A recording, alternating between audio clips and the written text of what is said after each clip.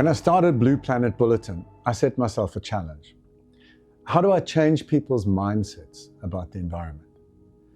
How do we tell stories that make people think differently about how they treat the planet? I came off air for a while because I looked at what others were doing and I realized I had to make some changes. I needed to develop a new format that was more engaging and interactive. At this point, I'd like to acknowledge some key influences. Anne Lamont from the Two Oceans Aquarium Foundation in Cape Town fundamentally changed my worldview. There were others too, including Noel Koch and his wife Pragna from Newf, and Pippa Ehrlich of My Octopus Teacher and the Sea Change Project. As an open water swimmer, I was always aware of man's impact on the ocean. And as a wildlife volunteer, I've also seen firsthand the impact of our species on land. I'm utterly convinced that the future survival of us, Homo sapiens, is inextricably bound with the survival of the other species we share this planet with. We're the only species right now that the planet would be better off without. For millions of years, life evolved as an intricately interconnected network. We've disrupted that network so fundamentally that no matter what we do, the planet will never again be the same. That's on us. I believe we therefore have a responsibility to restore diversity and sustainability. We need to recognize that there are thousands of other species on this planet that are sentient, emotional, socially complex, intelligent beings. We urgently need to find better ways to connect with them and understand them, and to coexist with them in a way that no longer puts their survival at risk. So, this is the repurposed Blue Planet Bulletin. Every month, I'm going to interview someone who I hope will not only add insight and wisdom, but will be a catalyst to a new way of seeing the world, a new way of appreciating what surrounds us. I'm very honored to feature as my first guest, Terry Schwarzberg, who defines himself as an ethical campaigner. I was interested in how a Jewish man from New York ended up living in a town like Munich, and how that affected his campaigns for the environment and his work among the youth. I'm not Jewish myself, but I do believe that what happens in Israel is of global significance, because the foundation of Western values comes from three primary sources: democracy, which we got from the Greeks, law, which we got from the Romans, and most fundamentally, the values of the Judeo-Christian belief system, which originated in Israel. In the current context, it matters more than ever. As I speak, hostages are finally being exchanged and a precarious ceasefire is in place in Gaza. Here in Germany, we are also marking a day of remembrance for the victims of the Holocaust. My discussion with Terry includes some recent history of the Jews during the Third Reich here in Munich. We talk about the key people who influenced his life, his climate work for the UN, his Faces for the Names media projects, his work at schools talking to young people about the Holocaust, his environmental campaign in South Sudan, and the recent history of agriculture and ecology in Israel. There are a few terms which perhaps need a bit more context. We refer to the kibbutz system. This is a unique form of cooperative farming developed in Israel. He also mentions the moshavs, which are simply bigger, more commercial farms. And near the end, I talk about the Shema, which is an ancient Hebrew prayer that's basically a statement of faith drawn from verses in the Bible, from the Old Testament books of Deuteronomy and Numbers. The Shema prayer is thousands of years old and is still recited daily by observant Jews. Terry looks at the connection between faith, the rules of kosher, and sustainable land usage, and how they still play out in Israel today. So, let's jump in and meet Terry Schwarzberg.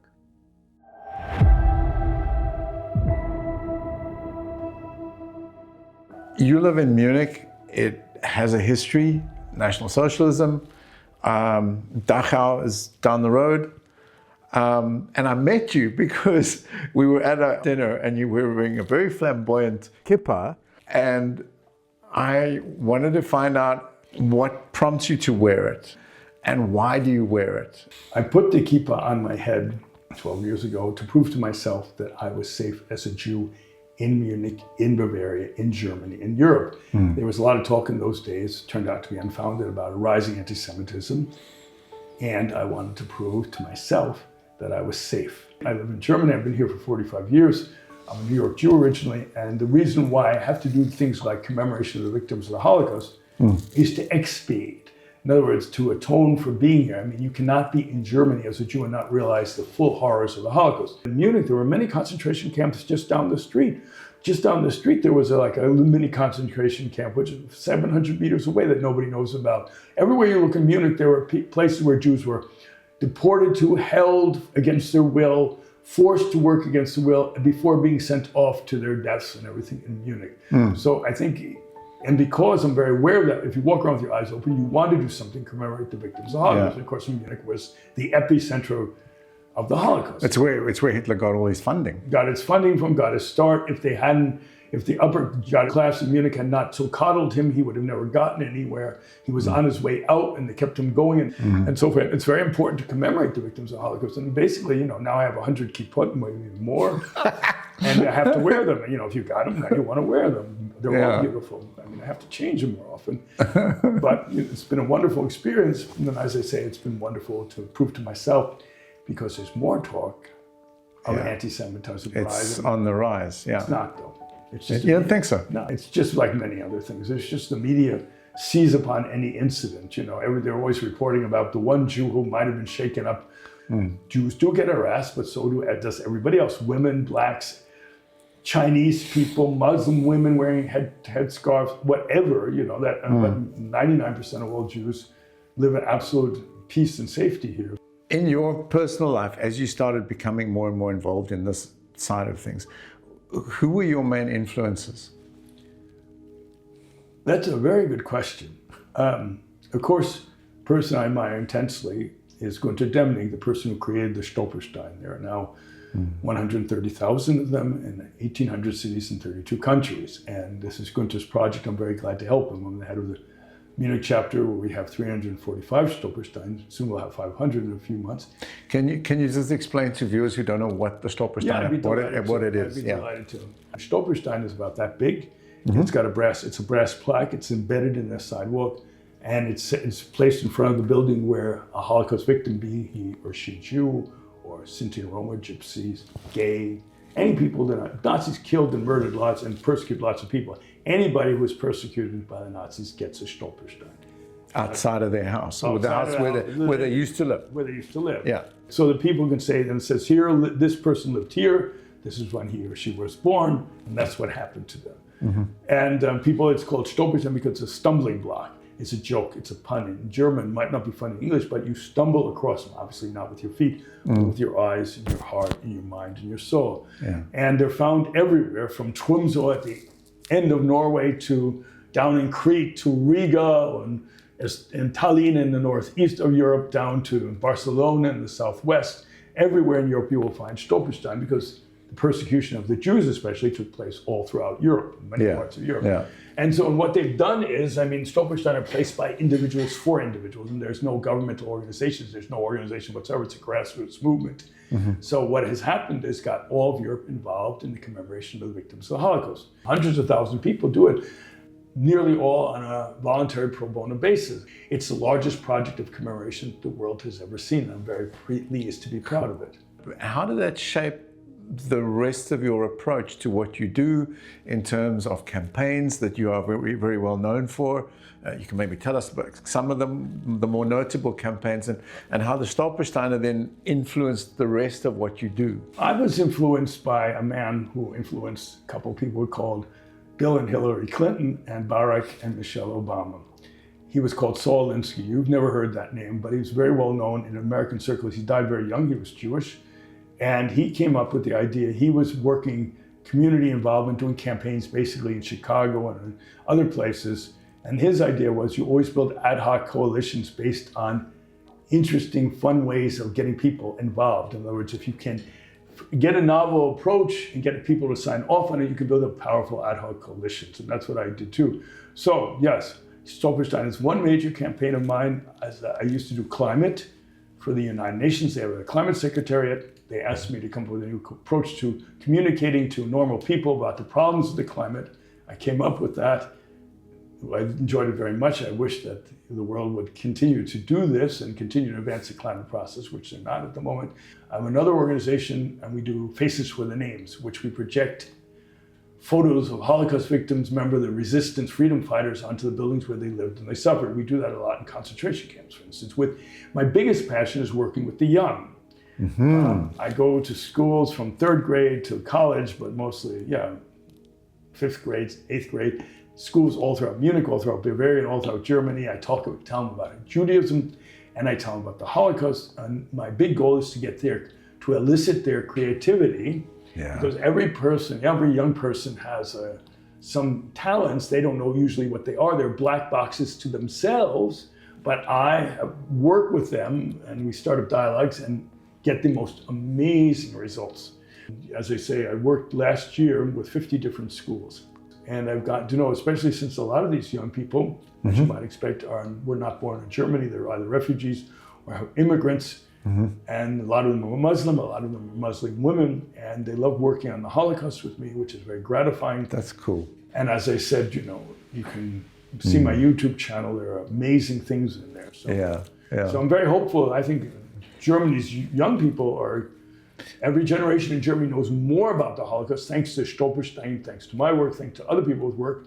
And this generation now knows more about the Holocaust than any other generation before, and is more interested in. And I think that's wonderful, 80 years after it happened, that people are more interested and more aware of it than ever before. What you're saying is almost contradictory to what we seem to be living through, because throughout Europe, we've been seeing a rise in the right, a resurgence in fascism. In Germany here, we're seeing a rise in far-right parties.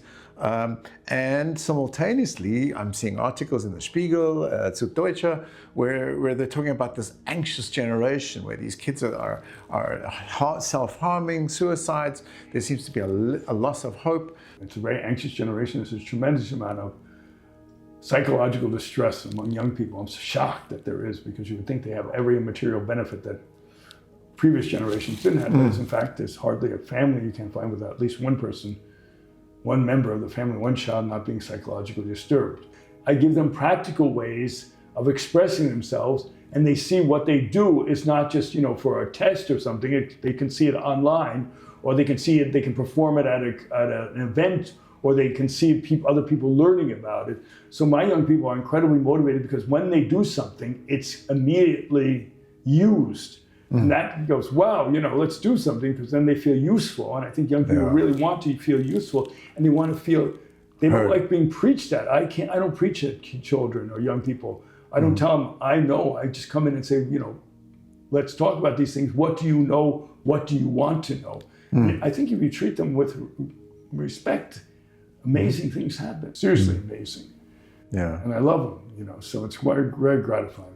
And the world, the environment, we've got CO2 parts per million that were last seen 14 million years ago. Right.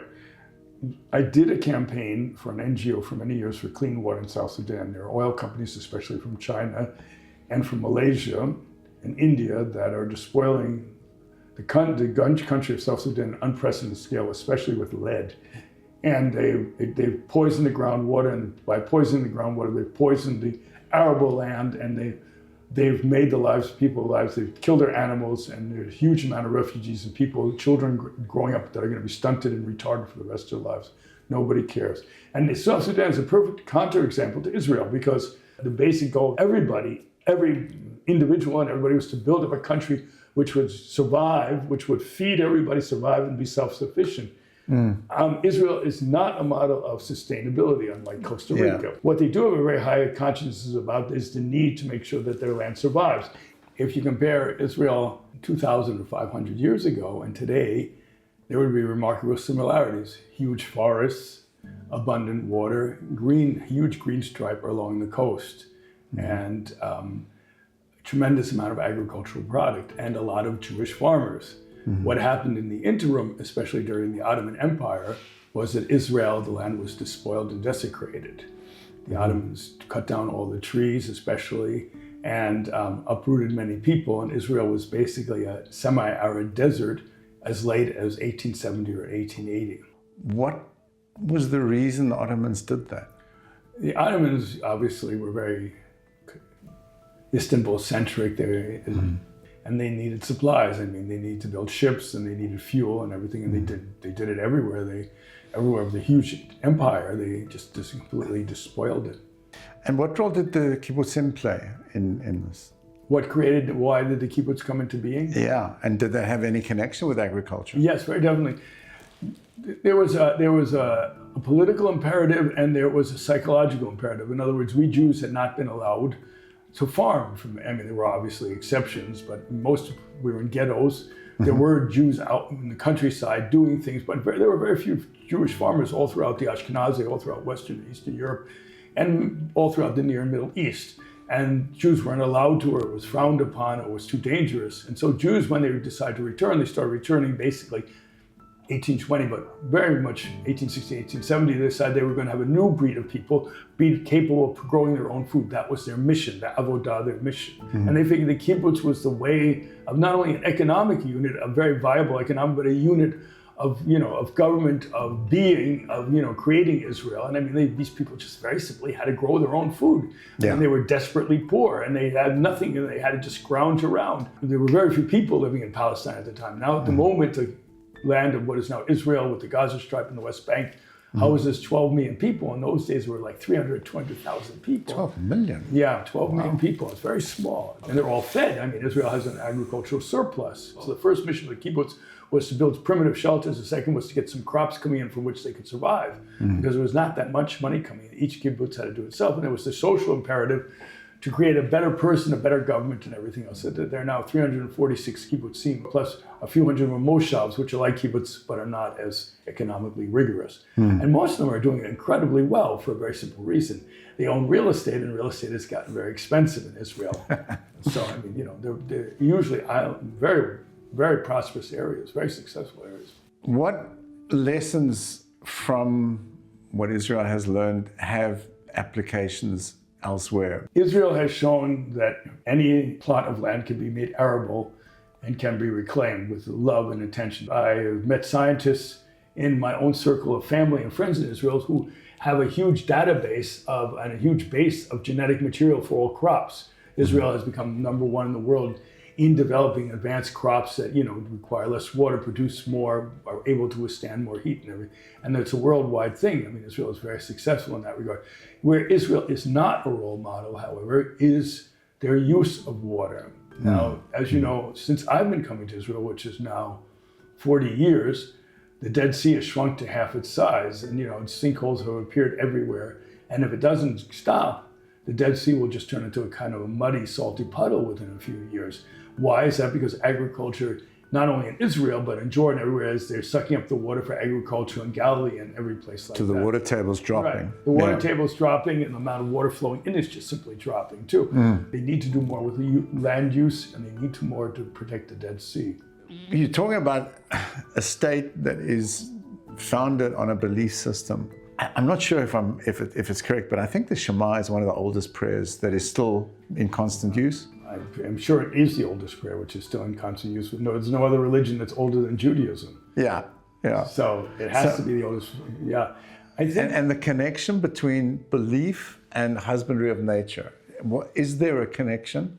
We were farmers. Jews were basically a farming folk. If you look, or husbandry folk. If you look at, Jacob and Isaac and Abraham, they were basically, of course, they were. Yeah. And all of the rules of kosher. Many of the rules of kosher are very sensible use. For instance, that the land has to lie fallow, grape the Jubilee year, every 70 years. You can only take this out and that out of it. So these were anchored. Environmental conservation was anchored in Judaism. And the greatest example of that is my favorite Jewish holiday, Tu B'Shvat, the feast of the trees and of the fruits of the trees. It's celebrated usually at the end of January. And basically what it is, you go to the synagogue and you eat things that I love being a vegetarian. You eat fruits and, and olives, everything that the trees produce. but basically it's an environmental fest. And it's created, and all throughout Israel, Tu B'Shvat, people go out and plant trees and, and attend to forests and tend to the Greek areas. So there is a tremendous attempt to get environmental awareness. And I think, there is that. But on the other hand, I would say, because Israel is so dynamic, economically oriented country, it needs the environmental awareness, like every place else. It needs to get a lot stronger. Terry, thank you so much for your time. It was a great talk. Thank you very much.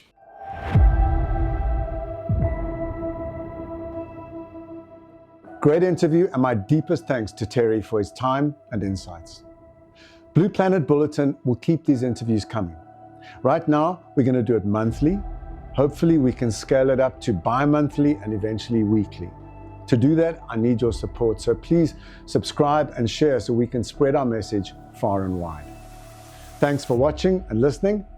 We only have one Earth. Let's take good care of it.